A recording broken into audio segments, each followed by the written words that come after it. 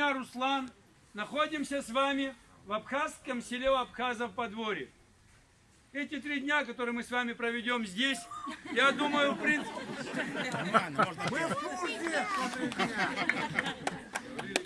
Да, я понял. Я понял, что так вас не напугать. Тогда позвольте немного пообщаться с вами о том месте, где мы сегодня с вами находимся. Говорю я сегодня с вами о своем народе. Именно об абхазах, которые тысячелетиями проживали и проживают здесь, в предгорьях. Я не буду говорить с вами только о своем подворье. А что общего вообще у всех абхазов? У каждого абхаза по 5-6 гектаров земли в среднем. И 10, и 20, и 30 гектаров за одной семьей. Здесь это не удивление. Так когда-то были эти земли распределены нашими прадедами. Я сегодня с вами говорю о сельской местности республики. 2-3 километра отходя от моря за предгорье. Потому что там на побережье некогда не было возможности для жизни. Малярийные, болотистые, непроходимые это побережье нынешнего Большого Сочи. Это все наше побережье. И это не история диаскуров. Это не 2-3 тысячи лет тому назад.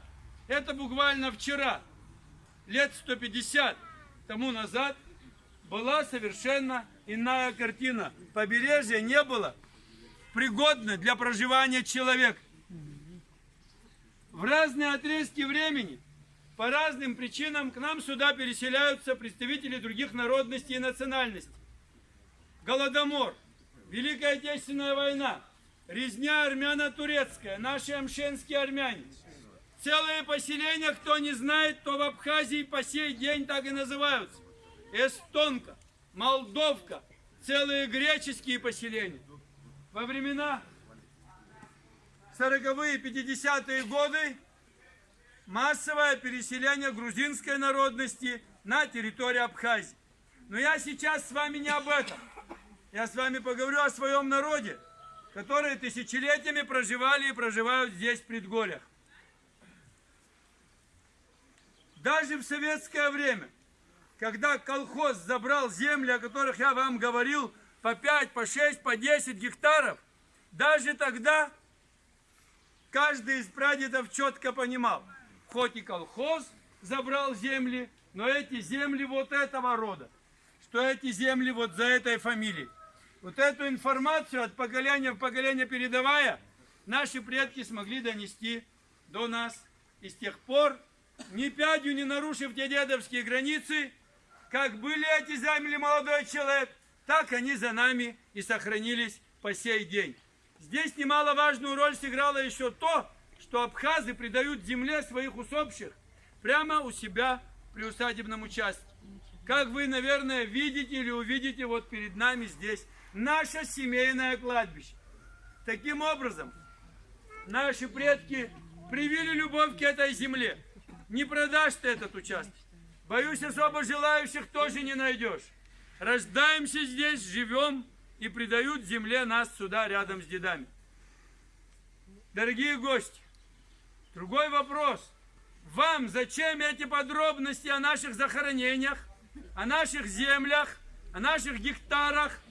Да все потому, что для нас здесь, в этой сельской местности, эти земли есть вся наша жизнь.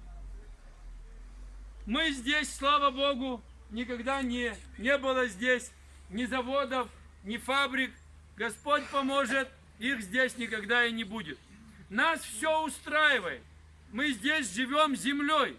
Сады, огороды, виноградники, крупнорогатый, мелкорогатый скот, молоко, молокопродукты, масла, сыры, куры, индюшки, утки, яйца.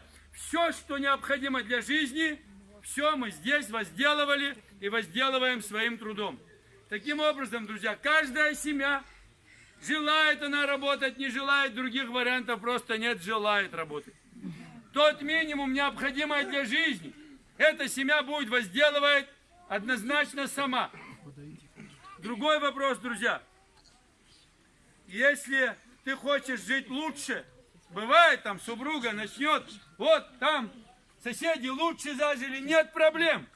Ты на следующий день будешь свою любимую часа на 3 раньше обычного времени, ведешь на поля, Работаете больше, заживете лучше. Без проблем, друзья. Других вариантов нет. Часто вы спрашиваете: Руслан, не может быть. Как это? 5-6 гектаров. Друзья, а кто другой? Кто это по ночам прилетает и обрабатывает эти земли? Нет. Каждый здесь трудится сам на своей земле. Я лично пытался вас привлечь. Не так удачно, скажу вам. Да, друзья. Таким образом, друзья, здесь, как я... И когда я так громко вам это объясняю, это не то, что, говорю вам, это не то, что что-то хочу доказать. Или сказать, что мы тут работаем. Нет, друзья. Передо мной стоящий люд тоже так же сами работают своим трудом. То есть это я не что-то доказываю, а просто констатирую факт, что мы тут тоже работаем также сами своим трудом. Дорогие мои, завершая пропаганду труда, хочу вам сказать, что одна истина во всем том, что я сказал. И если мы меньше будем митинговать друг перед другом, как я сейчас перед вами, а не оглядываясь на других, просто сам работаешь больше, без сомнения, обязательно жизнь наладится лучше. А то вокруг нас слишком много виноватых стало. Последнее время, друзья, я думаю, да, улыбается мужчина, но нам с ним, на мой взгляд, минут 20, 5-6 рюмок чачи, и мы выясним, что кроме него и меня вообще все виновны. Знаете, соседи на работе, там, начальники, все. Но не мы, конечно. Но не мы с вами, конечно. Мы-то не виновны. Мы-то при чем? Знаете, когда я извиняюсь, что я отдельно касаюсь национальности, еврей пошел на войну. Говорит, всех поубивают. Ему говорят: слушай, а если тебя убьют? А меня за что? То есть, друзья, конечно, в нашей жизни, во всех бедах, кто-то они виноваты, но не мы. Итак, уважаемые мои, если будем говорить сегодня о фруктовых деревьях, я здесь много времени у вас отниму и всего не расскажу. Потому что сегодня мы с вами находимся в субтропической зоне, где разновидности цитрусовых, мушмала, лавровишня, кизил, гранаты, фейхуа, киви, разновидности хурмовых, я не знаю, здесь орехи, виноград. Бесконечно можно перечислять все то, что полноценно здесь вызревает. Но, увы, основное созревание наших фруктов не совпадает с основным вашим приездом на отдых в Абхазию. Потому что осенью, 20 лет я вам говорю, в октябре, не русские, в октябре, когда благоухает ароматом все наши фрукты, когда море прогрето, когда вечером прохладно, температура воды выше, чем температура воздуха. Ладно, подождите сейчас. Понятно, что самое лучшее время отдыха — это тогда, когда ты отдыхаешь. Друзья, понятно.